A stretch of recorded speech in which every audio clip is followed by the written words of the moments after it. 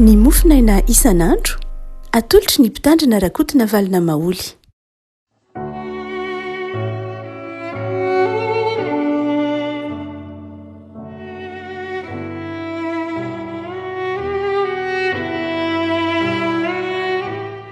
Falamarahaba antsika lavako manala tratra ity alarobia fa 5 ny volana martsa ity. Ny mofinaina izay voalahatra ao antsika dia ny salamo fa 150. Salamo fa 150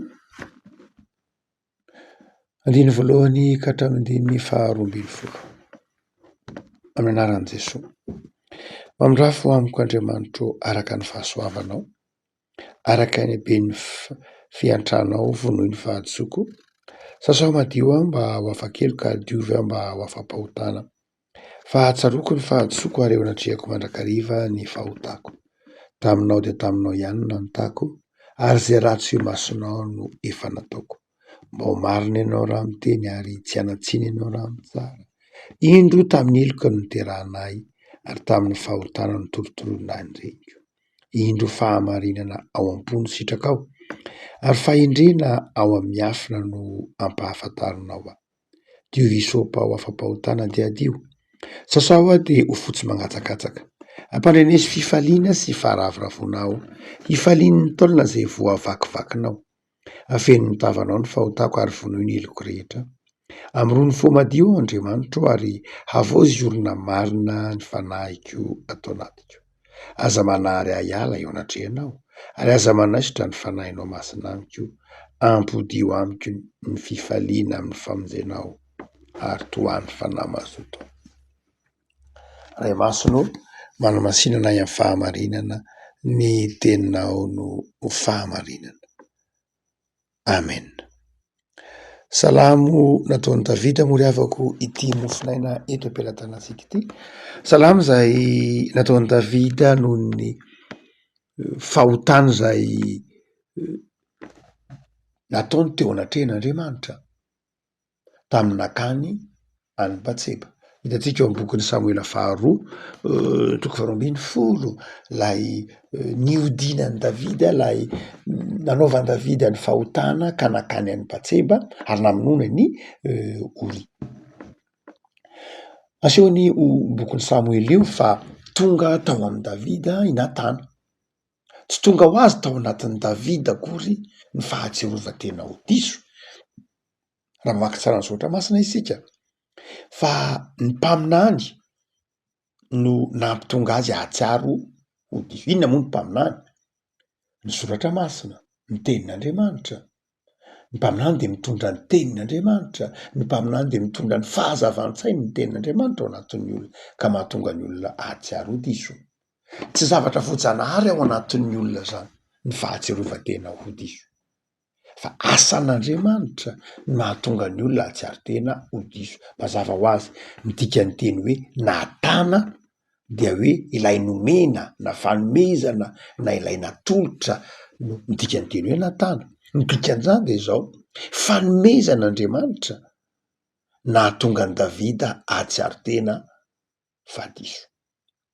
Ny fahatsiarovan-tenantsika ho meloka, ny fahatsiarovan-tenantsika ho tsy tanteraka, ny fahatsiarovan-tenantsika ho maloto dia efa fanomezan'ny fanahy masin'Andriamanitra. Ary izy amono natana amin'izao vanim-potoana ny testamenta vaovao zao ny fanahy masina. Midika ny teny hoe hotsika teo natana dia fanomezana na nomena. Inona moa no nomen'Andriamanitra antsika? Mazava tsara ny tenin'i Jesosy Jaona 4:20, Jaona 4:20, ny fanomezana ny fanahy masina. Noho izany ny fanahy masina no natana ato anatintsika. Ny fanahy masina no mampatsiaro antsika ho diso. Ny fanahy masina no mitoetra ato anatintsika ka mahatonga antsika mahatsiaro ho diso. Raha ohatra ka mamaky ity salamon'i Davida ity ary isika, mazava ho azy salamon'i Davida moa dia salamo izay salamo faminaniana koa aza. Paoly matetika mampiasa ny salamon'i Davida, Jesosy koa aza matetika mampiasa ny salamon'i Davida. Izay mampatsiaro ny hoe Davida dia tsy hoe mpanjaka ihany fa mpaminany koa. Satria faminaniana koa ary ity vavaka nataon'i Davida ity dia mampatsiaro antsika lafin-javatra vitsivitsy izy. Raha toa ka miverina kely eo amin'ny contexte na zavan-trango amin'ny testamenta taloha isika dia mampatsiaro antsika eto Davida ny fibebahana, ny fibebahana teo amin'ny jiosy any dia fanao any ny mibebaka rehefa mahatsiaro tena ho diso, de misy fomba maro isan-karazany zay atao, misy ny sorona isan-karazany, misy ny sorona fanao rehefa mibebaka, fa eto any dia tsy de sorona loatra ny resahan'i Davidy eto fa karazana fanadiovana, fombam-pivavahana zay atao hoe fanadiovana. Io lay ataon'ny teny hebreo hoe tara, ny teny hoe tara dia karazana rite de purification na hoe karazana fombafomba mba ho fanadiovana. Zay ny ampatsiahivin'i Davidy am'ty Zalamy faraika amby dimapolo ty, ny hoe diovy aho, sasao aho mba ho afa-keloka, diovy aho mba ho afa-pahotana, de miverimberina amin'ny voambolana io lay hoe sasana izy, zany hoe mampatsiaro antsika ny tara ao amin'ny testamenta taloha. Ary ny tara ao amin'ny testamenta taloha dia tsy misaraka amin'ny antsoina hoe mikve. Ny antsoina hoe mikve dia karazana koveta lehibe zay misy rano, karazana bassin lehibe zany zay misy rano, dia rehefa mahatsiaro tena ho diso ny olona dia mibebaka, dia misasa ao amin'ny mikve io, dia mby am'ilay antsoina hoe tara. Ny tara zany dia lay tanjona, lay fahadiovana, lay fahamasinana, ary lay mikve kosa lay rano zany dia fitaovana izay mampadio. De eto dia asehony mampatsiaro an'izay Davidy eto zany, mampatsiaro zay hoe mpanota nahatsiaro ho naloto, nahatsiaro ho tsy mendrika, dia mitodika am'izay zay fanadiovana zay izy.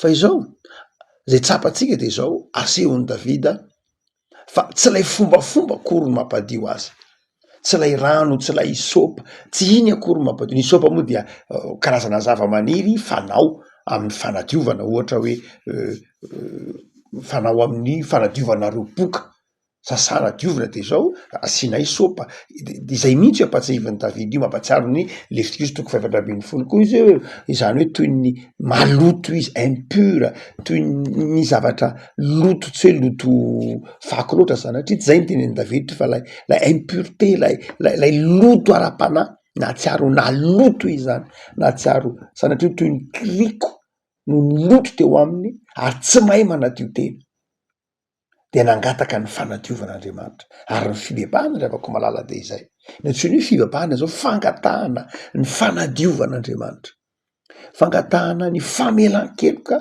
nataon'Andriamanitra. Marina loatra ao amin'ny testamenta taloha moa misy ny fomba-pivavahana zay resahantsika teo le hoe fanadiovana, ary io no ampatsiahivin'ny batisan'i Jaona, io no ampatsiahivin'ny batisan'i Jaona, ny batisan'i Jaona zay batisan'ny fibebahana. Tsara ny mampatsiaro ny fahasamihafan'ny batisan'ny fibebahana sy batisan'i Jaona sy ny batisa kristianina. Samy batisy reo fa tsy de tena misy ifandraisany de manahoana loatra. Samy batisa ny anarany fa tsy de tena misy ifandraisany be de manahoana loatra. Ny batisan'i Jaona de batisa natao an'ny jiosy zay niova fo. Ny batisa Jaona zany de toy ny tahaka ny hoe mikve, makany am'ilay tara, zany hoe ny batisan'i Jaona de zao anaverimberina mihitsy, ny batisa kristianina ndray mandeha any, fa ny batisan'i Jaona azo naverimberina satria tahaka ny hoe mikonfesy. Ny batisan'i Jaona dia raha jerena amin'ny fiangonana katolika romana de tahaka ny hoe mikonfesy, zay ny batisan'i Jaona. Hoe rehefa nanota de nahatsiaro diso de mandeha mamonjy le mikve, mamonjy lay renirano Jordana, ka afaka natao androany, afaka natao rapitso, arakaraky ny fahatsapanao miverimberina. Ny batisan'i Jaona de batisan'ny fibebahana, miivo amin'ny fibebahana, zany hoe miivo centré, miivo amin'ny fahatsiarovan-tenan'ilay olona ho diso, ka de mihazakazaka mandeha midio eny amin'ny ranony Jordana de dia mety miverina isan-kerinandro ampilahatsika taona ray isa-tapa-bolana, arakarak'izay zay fahatsapan'le olona. Fa ny batisa kristianina tsy zay, batisa kristianina ndray mandeha any, batisa kristianina tsy miivo amin'ny fibebahana loatra fa miivo amin'ny fahasoavana. Ny dikan'ny batisa kristianina de fahasoavana no heviny, zay ny dikan'iny rano mitete iny, eau de source zany hoe toy ny rano zay mitsorika na mikoriana toy ny loha rano mikoriana ka manome aina vaovao toy la rano mikoriana ka manome fahavelomana vaovao zay le fahasoavana dia ny batisa kristianina de miivo amin'ny fahasoavana ny batisa kristianina dia tsy miivo amin'ny fiezahan'ny olona akory fa miivo amin'izay nataon'Andriamanitra rehefa atao batisa zany ny olona anankiray de mamaly ny fanontaniana hoe inona ny nataon'Andriamanitra ho ahy, inona nataon'Andriamanitra ho an'ity zazy ty, inona nataon'Andriamanitra ho antsika, tsy hoe inona ny nataoko an'Andriamanitra satria ny batisa fivavahana de mamaly ny fanontaniana hoe inona no ataoko an'Andriamanitra fa ny batisa kristianina de mamaly ny fanontaniana hoe inona ny nataon'Andriamanitra ho ahy, tsy zay nataoko an'Andriamanitra ny zava-dehibe amin'ny batisa fa zay nataon'Andriamanitra ho atsika, inona nataon'Andriamanitra ho atsika, nomeny ny zanany lahy mba hamela heloka atsika. No zany fahasoavana ny dikany batisa voalohany, zay ny maha fifaliana ny batisa kristianina satria ny batisa kristianina tsy zavatra hoe voangatahana akory fa Jesosy efa vita ny famonjena rehefa maty amin'ny hazo fijaliana Jesosy ny teny hoe vita. Ny dikan'izany ny batisa dia fandraisana zay fahavitany ny famonjena izay tsy zavatra ho avy zany lay famonjena tsy zavatra mbola homanina fa zavatra efa vita tao amin'ny hazo fijaliana ka ny batisa de fandraisana izay fahasoavana nomen'Andriamanitra tamin'ny alalan'i Jesosy zanany izay sanatry ny vava tsy hoe tsy ilayntsika akory ny fibebahana mazava ho azy ny baiboly de miresaka manontolo ny fibebahana ary ny fiainana kristianina de fibebahana isan'andro tsy hoe androany any ianao mibebaka fa ny fiainanao de isan'andro zay mahatonga ny hoe fibebahana isan'andro Martin Luther ary zay koa mahatonga ny David eto mibebaka satria fiainan'ny mpanompon'Andriamanitra ny fibebahana fa ny batisa kosa de zao fandraisana lay fahasoavana le fiainana vaovao ary eto dia asehon'ny David izy manao hoe aza manaisotra ny fanahinao masina ty anatika io lay natana rohatra ka zay nazo ijerena azy io lay mampatsiaro atsika ho mpanota ary io mampatsiaro atsika io tenin'ny David io no mitondra atsika ao amin'ny batisa kristianina hoe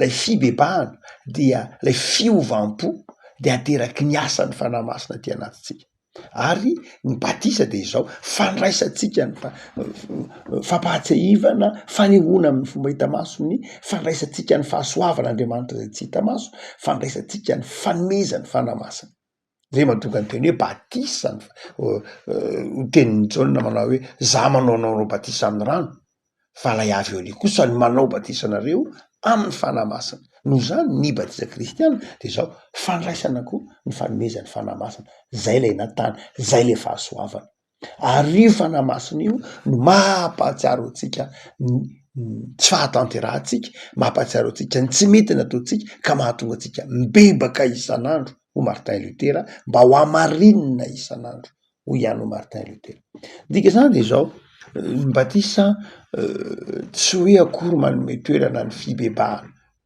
tsy hoe tsy ilaina ny fibebahana fa raha ohatra ka tsy ndrina loatra ndray ny fibebahana de manjary am'izay fotoan'izay manjary lasa foana ny fahasoavana nahoana ny foana ny fahasoavana satria manjary lasa mieritreritra manao hoe rehefa tsy mahay mibebaka ny olona na rehefa tsy mibebaka ny olona de tsy atao batisa izy de am'izay fotoan'izay le batisa nefa fahasoavana de lasa toy miankina amin'ny taona raha vao miankina amin'ny taona izy raha vao miankina raha vao misy fepety izy de foana ny fahasoavana tsy fahasoavana tsony ny fahasoavana fa mahafahasoavana ny fahasoavana de zao tsy niankina tamin'izy fa niankina tamin'Andriamanitra rery any no zany raha vao miteny tsika manao hoe ny lehibe ihany ny atao batisa de tsy fahasoavana tsony ny fahasoavana raha vao miteny manao hoe zay mahay soratra masina ihany zay manana diplôma ihany zay zao ihany de am'izay fotoan'izay foana ny mahafahasoavana azy fa ny fahasoavana de zao nomena maimaim-poana tamin'ny alalan'ny Kristy no zany raha ohatra ka tsy ndritsika loatra hoe tsy atao batisa raha tsy mibebaka de zao manjary manome toerana manindry mafimafy kokoa ilay fibebahana de mieritreritra ndray manao hoe tonga droit zany lay batisa, tonga zo zany lay batisa satria efa zange efa mibebaka, zange efa nifadianina, zange efa niaritoly, zange efa namaky baiboly isan'andro, zange efa nanao an'izao, zange efa nanao an'izao, dia no zany de atao batisa. Antsika conséquence zany, vokatra zany, fa tsy zany akory no mahatonga atsika afaka handray ny fahasoavan'Andriamanitra, fa ny fahasoavan'Andriamanitra ny mahatonga atsika afaka miaina izany hoe zange nandray ny fahasoavan'Andriamanitra dia afaka mibebaka. Ny fibebahana amitsika de conséquence, vokatry ny asan'Andriamanitra. Ary zay nasehon'i Davida eto hoe afaka mibebaka izy satria teo natana, teo ny fahasoavan'Andriamanitra nitaona azy ho amin'ny fibebahana. Ka reny ny andriavako malala zay mitaona atsika ahatsiaro tena, mitaona atsika hibebaka, mitaona atsika hitodika amin'Andriamanitra. Ary izany fitodiana amin'Andriamanitra zany zay asehoan'ny Davida eto dia mahatonga fiainana, fahavelomana. Davida zany de resy lahatra fa ny fahotana dia nitondra fahavoazana tao amin'ny fiainana, nanimba tsy hoe nandoto ihany fa nanimba ny fiainany. Dia eto zany Davida dia nangataka tamin'Andriamanitra hoe afeno ny tavanao ny fahotako, aza jerena ny afeno mihitsy ozy.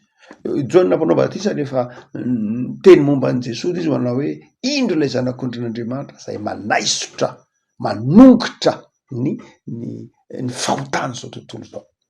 Ary de zay mahatonga Davida eto manao hoe nandoto tena ngiahy, zay teny io hoe mamindrafo amiko, nandoto tena dia nangataka mba hanadiovana. Ary izay fanadiovana zay de zao manaisotra ny vokatry lay fahotanako satria ny fahotana de nahatonga faharavana, fahasimbana, fahafatesana mihitsy ara. Zay mahatonga an'io hoe maty lay zanaky Davida sy Batseba, zay toy ny milaza manao hoe ny fahotana de nahatonga fahafatesana, tsy hoe ratsy fanahy akory Andriamanitra sanatria ny vava, fa tian'Andriamanitra ho takatra atsika, tian'Andriamanitra ho takatra Davida, fa ny fahotana dia mitondra fahafatesana eo amin'ny fiainan'ny olona, eo amin'ny fiainany zao tontolo zao. Ny fahafatesana, ny fahotana tsy mitondra fahavelomana akory, ny fahotana tsy mitondra fiainana akory, fa mitondra fahafatesana. Ary zay nahatonga an'i Jesosy maty teo aminazy fijaliana nge, maty teo aminazy fijaliana Jesosy hamono lay fahafatesana. Lay fahafatesana iny vonoiny Jesosy teo aminazy fijaliana iny, ary efa nitsangana tamin'ny maty izy dia maty lay fahafatesana. Zay mahatonga ny Koritiana voalohany tonga tebily folo manao hoe ry fahafatesano aiza moa ny herinao, zany hoe maty lay fanondrona ny fahotana, fanondrona ny fahafatesana. De takarina tsara am'ty Salamo faraky amby 10 ty izay hoe Davida dia nampianarin'ny tompo manao hoe izao anaka ny fahotana tsy mitondra fifaliana akory, ny fahotana tsy mitondra fiainana akory, ny fahotana tsy mitondra fahasotranana akory, fa ny fahotana de mitondra fahavoazana. Ka dia eto Davida de nitodika tamin'Andriamanitra mba hanaisotra zay vokatry ny fahotana izay. De inona ny teniny? Afeno tsy eo anoloan'ny tavanao ny fahotako. Dia sasaoa fotsy mangatsakatsaka.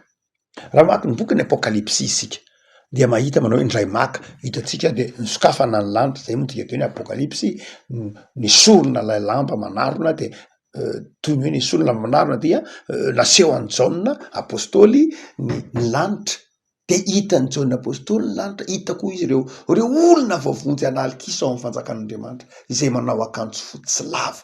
De nametra-panontaniana ao izy reo olona manao akanjo fotsy lava reo, tena maly hoe tsy iza tsy akory reo fa reo ireo lay efa voavonjy, ireo lay niaritra fahoriana tany amin'izao tontolo zao ary nandasa ny akanjony tamin'ny rano zanak'ondry.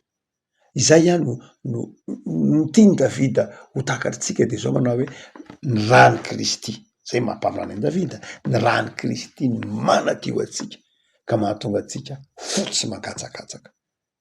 Efako malala fotoanany kareny zao. Reto zavatra telo reto ara no tsy tokony adononao am'izao kareny zao. Voalohany, mamindra fo Andriamanitra. mamindra fo Andriamanitra. Tsy ny haben'ny fahotantsika akory ny zava-dehibe amin'Andriamanitra, fa ny fitodiantsika amin'Andriamanitra. Nanoto Davida ary lehibe de lehibe ny fahotany Davida, fatatsika ara-tantara zany. Fa tsy ny haben'ny fahotany Davida akory ny zava-dehibe, fa ny fibebahany Davida sy ny fanapahan-keviny hitodika amin'Andriamanitra. Zava-dehibe zany de izao, tsy lay fahotantsika akory, fa lay zotra na lay direction alehantsika ao aorianan'ny fibebahantsika. Raha tsy misy ny olona ny zava-dehibe amin'ny fitanisana ny fahotana. Ny fahotana iny hitan'Andriamanitra, hitan'Andriamanitra ny fahotana, tsy misy afenina aminy zany, hitany tsara mihitsy. Fa ny zava-dehibe andrasan'Andriamanitra de ny hoe mamindra fo izy, de makaiza ny dianao ao aorianan'ny famelan-keloka ny tolotr'Andriamanitra, mitodika anakaiza ianao. Ary zay direction, izay fitodianao, zay ny tena zava-dehibe amin'Andriamanitra. Zany de afaka malala, aoka tsy ho variana amin'ny tsy fahatanterahana, fa mibebaka, manapa-kevitra hitodika any amin'ny lalana zay tian'Andriamanitra hitondrana. Mamindra fo Andriamanitra. Fa ny faharoa zay asehon'i Davida eto de zao, fanapahan-kevitra avy amitsika ateraky ny bitsiky ny fanahy masina ny fibebahana, de ilaina ny miaino an'izay. Ao anatin'ny olona de misy natana, misy fanahy masin'Andriamanitra izay mibitsika ao anatintsika, ka ifibebahana io tsy fiezahantsika akory, fa fahasoavana io. Enoy ary le bitsiky ny fanahy ao anatintsika, de zao manapa-hevitra hibebaka am'izao fotoana ny karemy zao, mba ho tonga anana fiainana vaovao.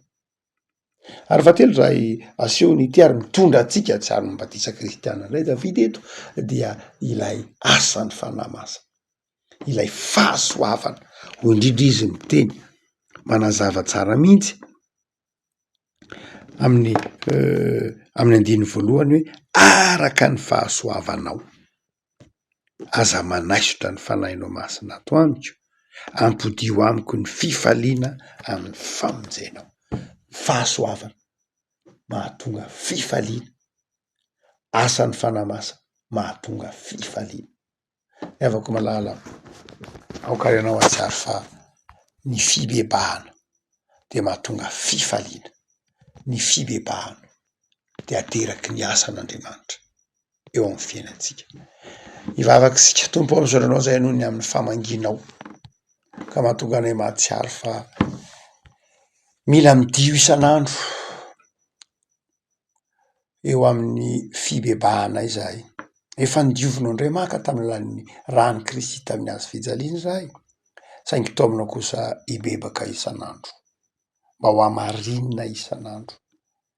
De taio Tompo ny isan'andronay, taio ty tontolo andronay ty Tompo, ho tontolo andro hifalianay aminao. Efa nodiovinao tamin'ny rany zanako malalanao zahay, de ampahirezo mba handeha mandrakariva mba fahasoavana, mba hifaly, mba hatanteraka ny sitraponao. Amindreo fo zay Tompo, de ampahareto amin'ny fitiavananao Andriamanitra.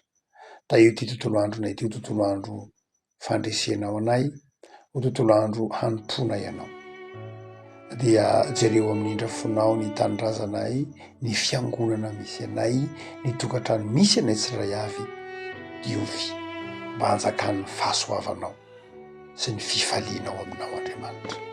Misaotra Jesosy. Amen.